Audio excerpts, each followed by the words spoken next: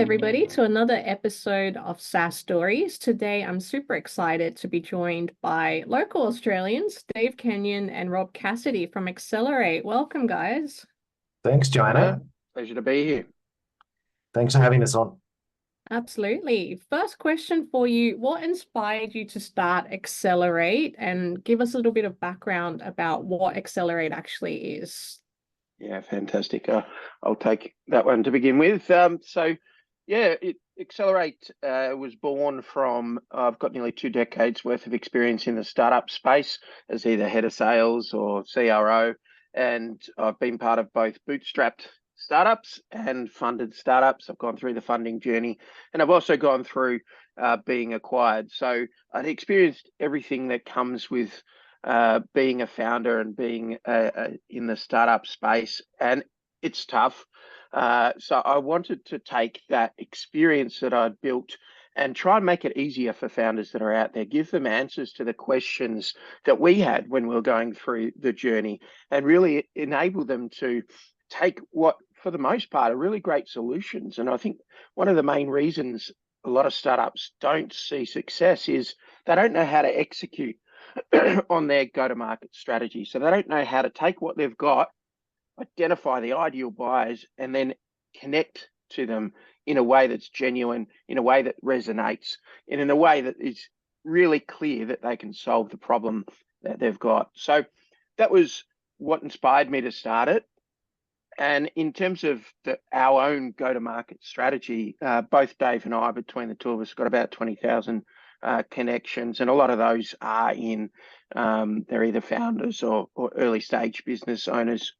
So we leverage our network, and LinkedIn is a primary channel for us in terms of our go-to-market.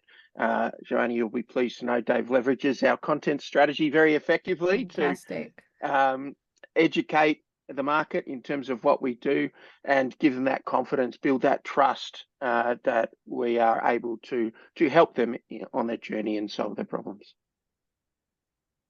Fantastic. Yeah, and Rob kindly invited me to join as a co-founder as well, and a similar journey to Rob, but in the marketing side as a marketing leader for the last sort of 2 decades.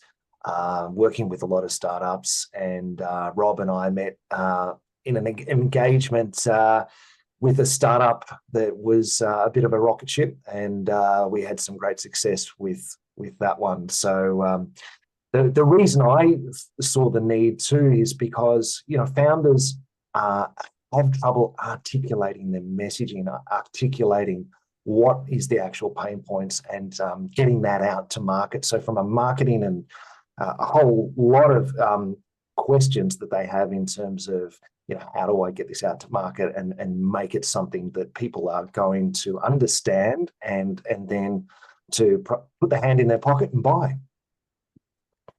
Right. Great story, guys. Thank you. And Dave, you and I met obviously when we were both kind of working in the marketing space for enterprise SaaS.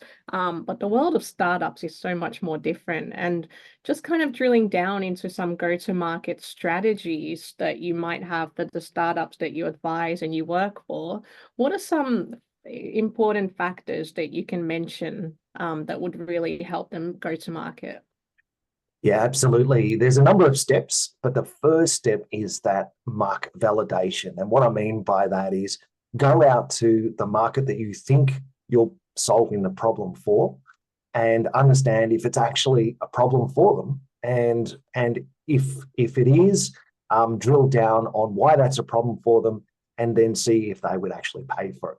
That's really, really important. You see a lot of founders that are have done a lot of coding, they've developed, a minimum viable product, but they haven't really validated that this is going to solve a problem for this particular group of people.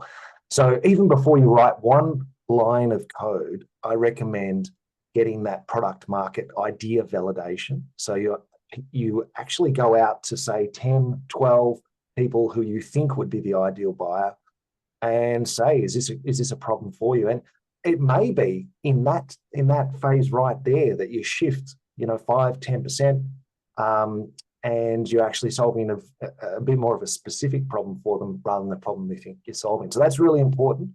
And once you've gone and developed a product, go back to them again and validate again and make sure that you're understanding that you're solving a problem for them. So, and we're doing that at Xsellerate. We're actually continually checking and getting market validation from the founders that we're helping, that these are the actual products that they need in terms of helping them go out to market.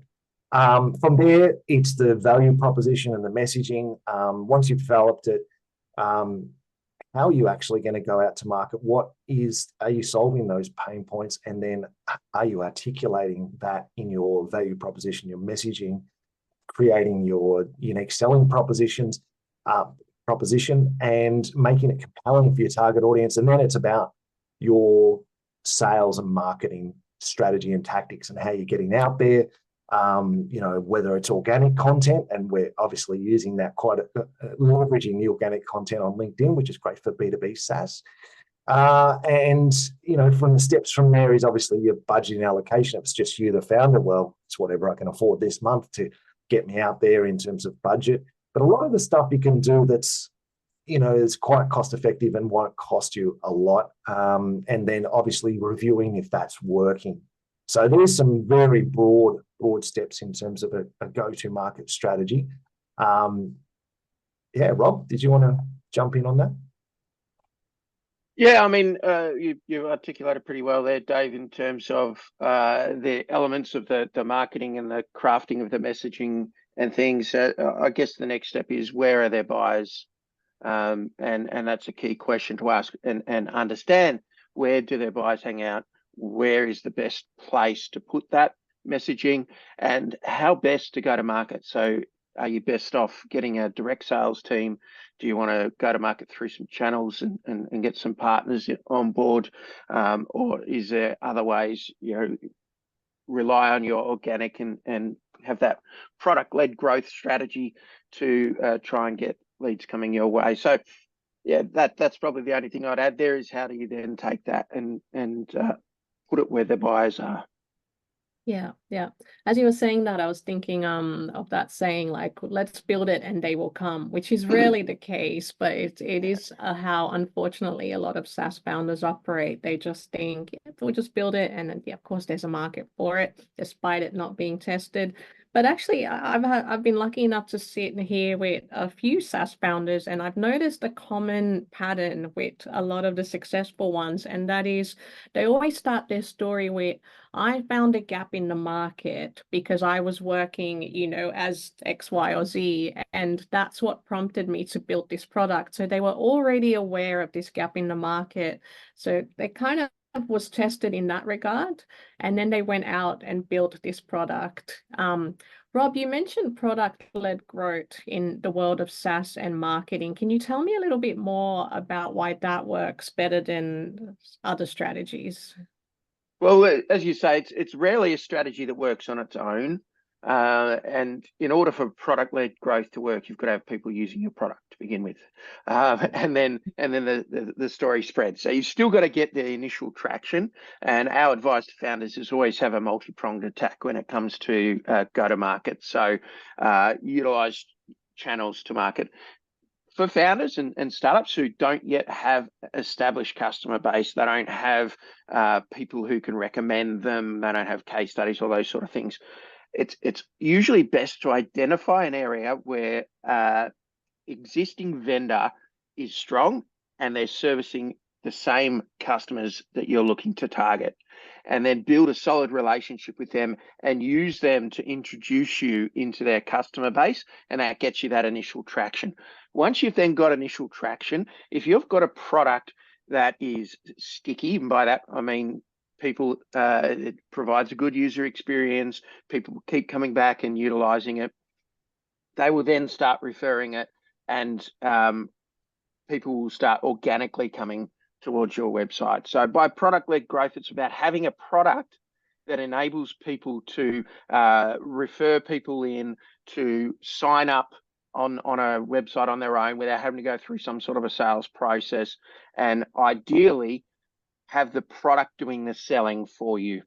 And it's really difficult to nail that strategy, but if you can, it's really powerful. Someone like I'll use Atlassian as an example.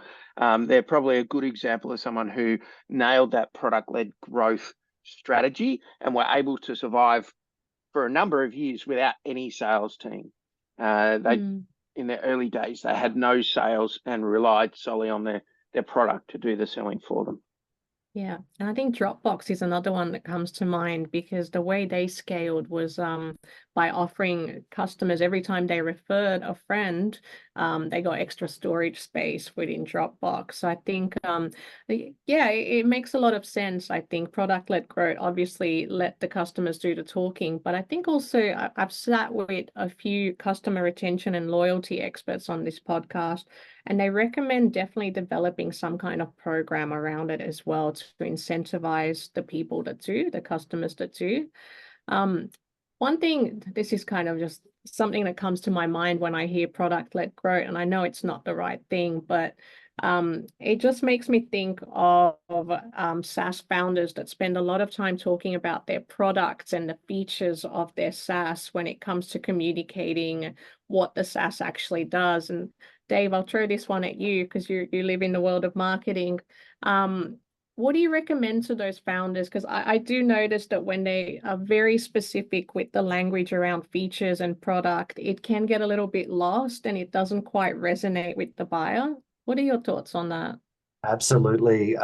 You find a lot of founders love the technology that they've created, so they don't even realize it, but they get sort of embedded in putting, like on the front page of their website, the homepage, something about the jargon of their technology, and you immediately you're not able to communicate what the actual benefit is, and so it's just packed with features. But what's it going to do for me? It's all about you've got to think about the person who's looking at this, going, well, what's in it for them? What's in it for me? And it is really important. So that's where the benefits come into it. So if you've got a solution that saves a marketer a lot of time, make sure you say that in the value proposition. And it's about creating that really clear value proposition. So yes, understanding the pain points of the solution of the pain points of the problem that you're solving, but then able to articulate, well,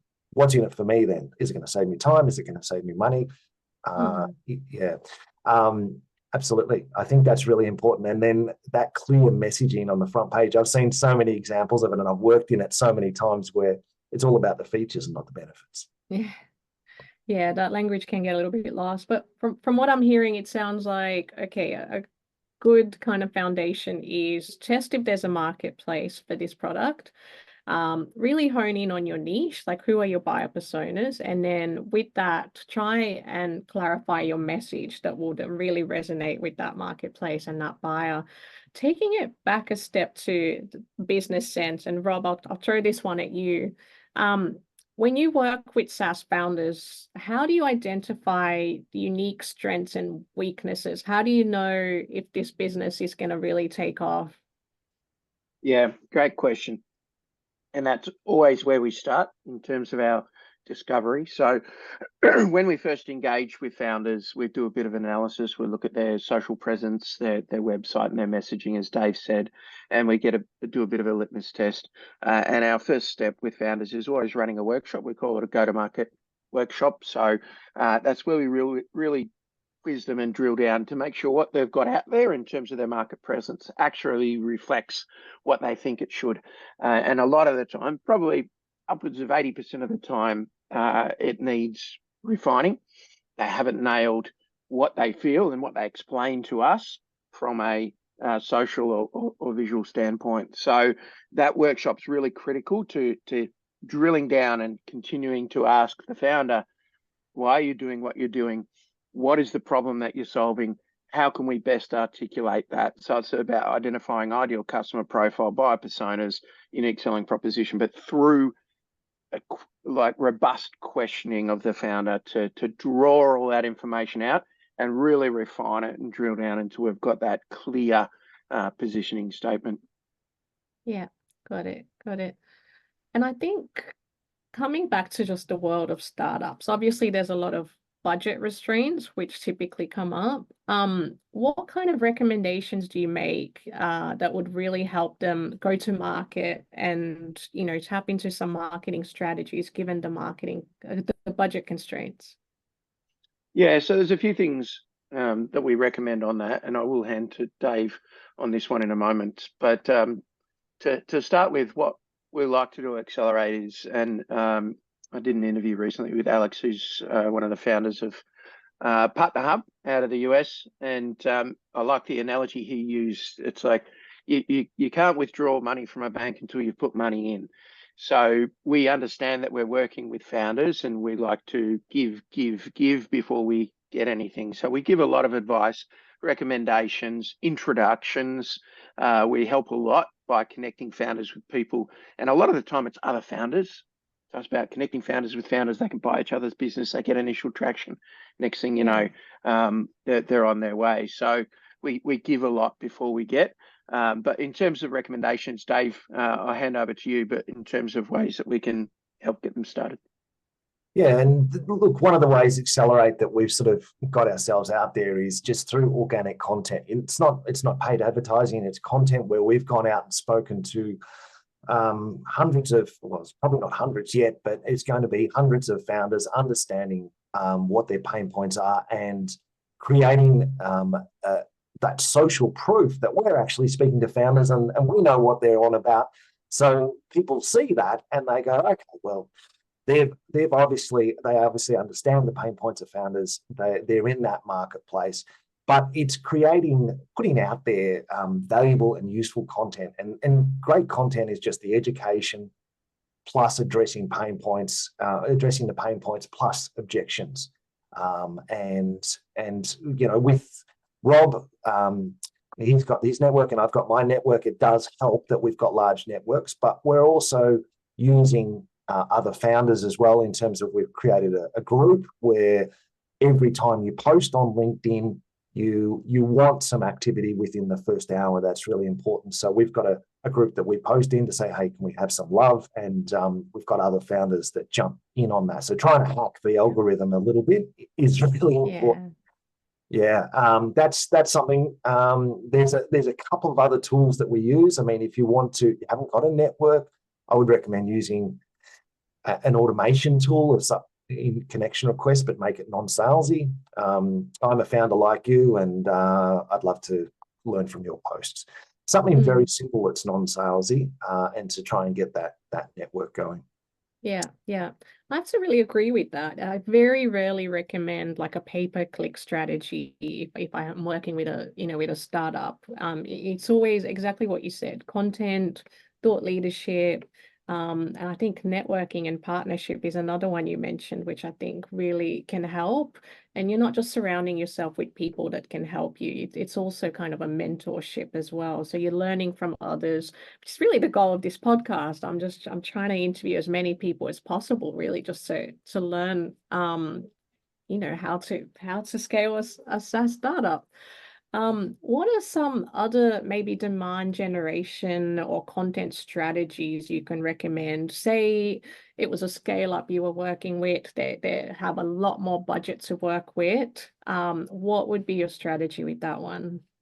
Yeah, I'd say you need an integrated marketing strategy then. Once again, that's creating genuine, authentic, useful content that addresses the pain points of your target audience. So you need to go across a couple of different mediums. If it's a content strategy, you may be creating 1 minute or 2 minute videos. You may be creating something bigger than that, like a podcast, which is a great strategy. But you want to be going across a couple of different mediums where your buyer is hanging out: LinkedIn, YouTube, email, and do email marketing, face-to-face events. I've heard it said many times, and you've probably heard this too, Joanna, that it's between 1 and 7 or between 1 and 21 times that someone has to see your brand to even interact with it. So it's making sure that you've got the reach and the frequency to remind people. It's such a busy world that we live in, and you're receiving, I think I saw something recently, you're receiving 60,000 marketing messages, and that might be a brand or whatever, or a billboard or something popping up on your computer a day. So It's very important to have that reach and that frequency. But it's got to be a coordinated marketing campaign, strategy that is where sales and marketing are talking to each other as well. So it's not just your marketing, it's the sales. And that's why Rob and I work so well together in terms of we understand that really well. I have worked in sales previously, and so I do understand what is needed, but I predominantly on the marketing side. And that's sort of the way I would approach it. Yeah, I've heard that too, actually. That's how many messages we're exposed to on a daily basis, which means our brain is actually very capable of filtering all that content out. So unless it's something that really captures us, either through, we happen to have a need right at this very minute, or, maybe through storytelling, I think it's very easy to get lost in just the crowded content space. Bringing it back to the people in the organization. I think that's the key element to helping, a SaaS startup grow and scale. Rob, this one's for you. How would you go about scaling and creating high-performing teams? Yeah, great question, and super important, obviously, to get the right team on board and the right type of individual in a startup. Not everyone thrives in a startup environment, so it's key to understand both how do I select the right people, but once they're on board, how do I motivate, engage, and ensure that they thrive? So for me, when I was in a startup environment, one book really helped me out. It's called The Sales Acceleration Formula by Mark Roberg, one of the founders of HubSpot. And in that book, Mark advised having 5 key criteria that everyone that you interview and hire needs to meet.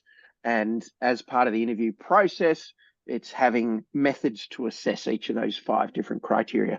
Now, those 5 criteria will vary depending on the individual and the organization and what you're looking to hire into the business. But for me, a couple of examples where being a startup, you need to have someone who's coachable. So they've got that growth mindset. They're willing to grow. They want to grow, and they also need to be agile. So in a startup environment, you've got your job description, but that will change. It's almost guaranteed to change over time. So you can't have anyone who comes in and goes, "Oh, it's not on my job description. I don't want to do it." So it's about having that flexibility. So that's your first step: is ensure you're getting, if I quote Jim Collins, getting the right people on the bus, hiring for the right talent for what you need, and ensuring that you're assessing that. The second thing is, once they're on board, how do you then ensure that they're constantly being motivated and that they're in an environment where they can thrive? So for me, there's a few key criteria there. Being startup, the one's transparency. So you've got to be honest and transparent about where you're at, where the business is going, what your goals are, making sure everyone's on the same page and we're all rowing in the same direction. And another word for that is unity. So it's so important. You can't have a product team, a marketing team, a sales team, and a customer success team all off doing their own thing. It's not going to work in a startup environment. Everyone needs to be rowing in the same direction. Everyone's on product, everyone's on marketing, everyone's on sales. We're all contributing to each of the different functions. Yes, we've got our own ownership and responsibility in terms of output of each of the areas. But if you're a salesperson, you've got to provide feedback to marketing in terms of what messaging is resonating, what's not messaging, to product in terms of what feature gaps there might be in the solution that we're offering, to customer success in terms of what we've committed to in the sales process. So there's lines of communication. They need to be open. They need to be transparent. In terms of each individual, what was a big thing for me was your weekly one-on-one catch-ups, and you got that cadence. But for each individual, you're working towards, okay, what are your professional goals, but also what are your personal goals? And when you're in a startup environment, it's high pressure, it's fast, it's dynamic. So you've got to keep that mind on what is each individual experiencing outside of work, and how can I help them to ensure that they're seeing consistent success outside of work as well as inside of work. And if you've got that focus, people, that they trust you a lot more. You can connect with them on a different level, and then it really creates that environment that enables them to properly thrive. Yeah, I love that advice. People have to be able to wear multiple hats, right? They have to kind of be involved in each pie, so to speak. Actually, it reminds me of a story I was recently. It really does take a specific kind of person to want to work in a startup. I was talking to someone recently who's got a brilliant technical mind, like just the coding and developing. And I said to them, like, why don't you move into a startup environment? Because they've only worked at enterprise, and they go, I don't want that pressure, and it's just too much work for me. So they were quite happy to not be in that environment. So it really does take someone special. And yeah, I think that maybe during the hiring process, there's a set of questions you can ask to really determine who is that person, like you said, with the growth mindset. I've also heard, for when you're developing your team, there's like really specific roles that you want to hire for. So obviously there needs to be like the sales and marketing person. Finance is another one that I've heard is really important. You need like the person that's going to go out and talk and, host events and really spread the message and do some thought leadership. What would you recommend as the first hire for a SaaS startup? Would it be different for everybody, or is there like a formula that you think would work well? The first question is who's on the founding team. So what's the skill set of the founders? If you've got a sole founder and they're from a product background, then your first hire should be someone opposite, which is commercial acumen. If your founder is from a marketing sales background, then perhaps a technical founder might be the one to buy. So it really does depend on the founding team. But yeah, you need to get that balance. So whatever you need to balance out what you've already got, that's who your first hire should be. Yeah. Yeah. Someone that complements your skill sets, basically, and someone who's got a completely different skill set to yours. I think if you keep hiring people that are like you, it's not very diverse, and it's not going to work, is it? No, but it is very tempting. You will get along better with people who are like you, and you'll go, oh, we'll thrive, we'll fire. They're on the same wavelength as me. But you need someone who's going to question you and challenge you, and keep it real, for want of a better term. So yeah, hiring someone who's different and has complementary skills is the best path to go down. Yeah. Yeah. My next question is really just around any other advice you might have for new founders looking for rapid growth. And really, is there such a thing as rapid growth? Like we talk about the overnight success that took 10 years. Is there such a thing? And what advice do you have for people seeking that? Yeah, I mean, rapid's a relative term. So rapid for one may not be rapid for another. But yeah, there is opportunity to have fast growth. I was reading an article just before coming in. There's a guy that's he's running his business online. So everything that he does, he posts about. And he's got public dashboards of the company's growth. And he's just hit 1 mil ARR 16 weeks after starting. So that's from 0 to 1 mil in 16 weeks. So Amazing. It is possible to have rapid growth. That's obviously an exceptional outliner. There's not going to be too many organizations that can get that sort of growth in that time frame. But my advice to founders is you've got to have that growth mindset. You've got to keep talking to new people. You never know where a conversation is going to take you. So if you've got any time at all and someone asks to have a conversation with you, say yes. And the third thing is just keep going, just keep pushing. It's often difficult. You have that imposter syndrome, they call it, people self-doubt. It's very hard at times to just keep pushing through.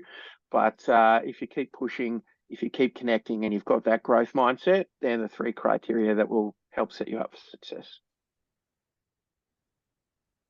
For sure. I think little consistent steps that are not measurable on a day-to-day basis, but definitely lead to like long-term success. Yep. Dave, anything you'd add to that?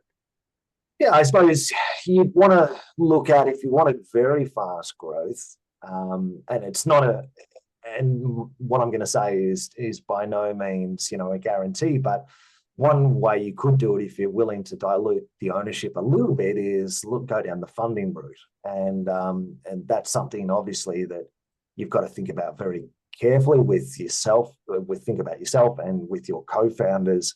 But that's something where you could have rapid growth. Whether you have rapid profit, that might be a different thing. But Rob and I have both worked in companies where we've seen rapid growth because there's been a lot of funding that has come through. And there's certainly different types of funding that you can do. Rob, did you want to talk about that part of it? I reckon that's probably a whole podcast on its own in terms of different funding types, but it is a bit of a difficult landscape to try and navigate if you have no experience in that space. There's so many different options out there. And unfortunately, in Australia, the funding landscape, they're reluctant to say no, so they'll string you along. And as a founder, you can get really hopeful and go, oh, they said they'll invest in me if we do this or that, or if we get someone else on board. So it builds up a lot of hope, but for the most part, they don't want to actually invest in the organization. They just don't want to be the fund that said no to Canva, as an example. So they don't want to say a hard no in case they're wrong, and they might get an opportunity once it really takes off to then invest in the future. So they don't actually want to say no. And that can be really difficult for founders to truly understand, where can I realistically get funding from versus who's just stringing me along in case I hit it big and they want to come on board. So it's difficult. Yeah. Okay. What metrics do like the VCs and the investors look at when they eventually do offer funding that you could let our startups know? Yeah, so once again, there's different funding types. So you've got what you call day zero investors. They invest in the founder, so they'll get to know you on a personal level, and their investment is in you as an individual. They believe that you can take a business to success. In that case, they're not concerned about metrics. They're concerned about the individual. Then you get your pre-seed and your seed. So they start to look at things like, okay, well, what's your customer acquisition cost going to look like? What's your plan in terms of taking this to market? If they're talking seed or post-seed, so Series A, Series B, they then start to look at what's your ARR, what's your LTV, which is your annual recurring revenue, your lifetime value of your customers, your customer acquisition cost, your monthly recurring revenue statistics. There's a whole raft of different metrics that they could look at. They're probably the key ones. Your churn rate, those sort of things in terms of customers leaving you. Yeah. Right. And what kind of misconceptions do people have about funding? Because I've spoken to a lot of founders that are actually really proud that they haven't been funded. So what are some misconceptions about funding? Yeah, it's kind of a stigma associated with startups that if you're going to be successful or see rapid growth as a startup, you need to get funding. And that's definitely not the case. I've worked for 2 startups that were bootstrapped and both had successful acquisitions. Yes, your growth tends to be a little bit slower if you're bootstrapping it because you can only invest what you can afford. And so it depends on who you are as a founder and how much runway you have. And I guess that's another key metric is how much runway, which is how much money have you got in the bank to invest and spend in your solution. That is the key metric that will determine, do I need to get funding versus can I go it alone? So if you've got a runway of say 12 months plus, then go it alone until you absolutely have to get funding. If you've got no runway at all, your only path to success is through getting funding because you can't possibly set it up without any funds in the bank. Yeah. So, yeah. And say you've got funding, I think, Dave, what percentage would you say from the funds that you have and from the money that's coming in should be invested in sales and marketing? I've heard a lot of different stats about this. Some people say 20%, some people say 4%, 5%. I think for a startup, it's reasonably low because you've got so many expenses that you've got to do in terms of just setting up the business. But 4 or 5%. Yeah, that's very much achievable. I would add to that it really depends on where you're at and how much money you got. If you've got a war chest, the percentage will be a lot higher because with your product costs and your build costs and those sort of things, they tend to be the same regardless if you've got a big war chest or a small war chest. So if you've got a big war chest, you can afford to spend more on sales and marketing than if you've got a smaller war chest.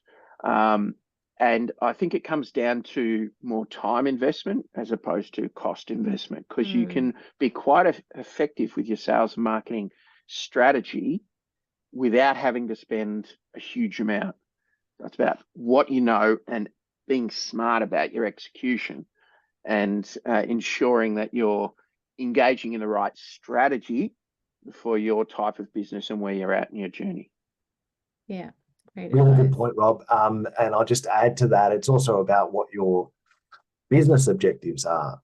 We've seen startups that we've worked in where their business objectives was growth at all costs. And this was obviously free interest rates and when money was free, but that was a growth strategy at all costs, regardless of whether you're making profit or not. So in that situation, you can spend a lot on marketing. But if you're wanting to be profitable, then it may be a little bit less, and then obviously the growth is not as fast. Yeah. That actually made me think of like the cost of scaling as well, and the cost of growth that comes with like the stress, having to ramp up teams, all that kind of stuff. And I've had a few conversations with people that, they're happy to scale at all costs. Like it's all about growth and scaling for them. But then there's others that are like, well, actually, no, we're still speaking to customers, we're still learning about our product. So before we have that rapid growth, we actually want to fix some of the problems that are occurring now, because with rapid growth, those problems can escalate and scale as well. So that is a huge problem. Yep, definitely encourage. Fix the problems early, get that early validation before you really ramp it up, for sure. Yeah, maybe have a bit of balance with the scaling. In terms of SaaS, I know there's so much that's coming out and so quickly. I mean, AI has just exploded. What do you see as the future of SaaS? So you go, Dave. Yeah, I can take this one if you like. Look, for me, it's about the cool marketing tools that are coming out to make my job easier and faster. I don't think AI will ever take marketing's role. It certainly will do a lot of the tactical elements in terms of helping you develop content quicker, helping you develop videos quicker. But you're still going to have someone who's strategically looking at what you're putting out there and how you're interacting with your customers. So I'm excited. Every day I sort of discover new tools, and I'm excited to see what the future brings. And from a sales perspective, I think we're going to see a shift from the traditional subscription model through to more of a consumption type model from a pricing perspective. And the reason is we're moving much more into a buyer-led and buyer-owned market, where everything is about what the buyer wants, and the buyer wants a consumption model. They don't want to be paying for things that they're not necessarily using, and that per seat per annum type model, you pay that regardless of whether those people are actually using it. So I think we're going to see a real shift towards that consumption pricing model, and that will change the way businesses need to operate and need to think, and it will put a lot more focus on the customer experience, which I think is a good thing, right? The good businesses do that anyway, but if people aren't using it, they're not paying for it. So if you're not supporting them and helping them use it more and increase that utilization, you're going to suffer financially. That's a really interesting point, actually. So charging people on what they use rather than just subscribing to the whole software. That's a good way forward.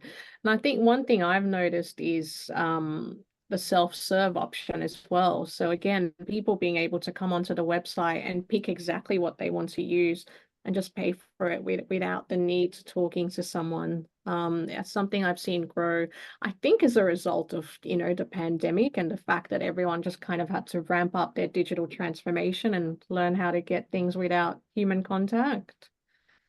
Yeah, there's certain types of solutions that support that more than others. So if it's a cookie cutter, maybe 3 options you can choose from, and it's clear what's included, then you can definitely do that via the website. And also freemium is another thing that's happening. Your 7-day or your 1 month free trial and then convert that into a paid option. That's certainly very popular and is another example of that product-led growth. If people can get in and try it, the product has to be good in order for them to then convert to a paid customer. So that's all about the product doing the selling in that free trial. I agree. And it's kind of hard in the world of B2B though with that, because some of those products are really difficult to use and understand. And, you know, they need kind of that tech team to really train the buyers in using it. So yeah, I think maybe figuring out how to get around that would be a really good strategy for the world of B2B SaaS. Yeah, for sure. I always like to end on a positive note, and it's not necessarily in the world of SaaS or, you know, in a professional sense, but I always love to ask, what do you look forward to in the future? And this could be a personal thing as well. On a personal note, I look forward to the Bombers winning a final. It's been a long time. That's personally what I look forward to. I'm hoping it's going to happen this year. Good luck. For me personally, I think we're talking before, Joanna, it's about going on a holiday for 12 days in Thailand and getting out of the Melbourne winter. So looking forward to that. I'm going with 5 friends and getting some sunshine down in the Krabi region of Thailand. Yeah. Amazing. Australia's winter certainly feels a lot colder this time than any other year, although we probably say that every year. But yeah, enjoy the holiday. And guys, thank you so much. I think the advice you've given me today has been amazing. I think all the SaaS founders and marketers listening, you know, it's definitely something they can use and take on board. So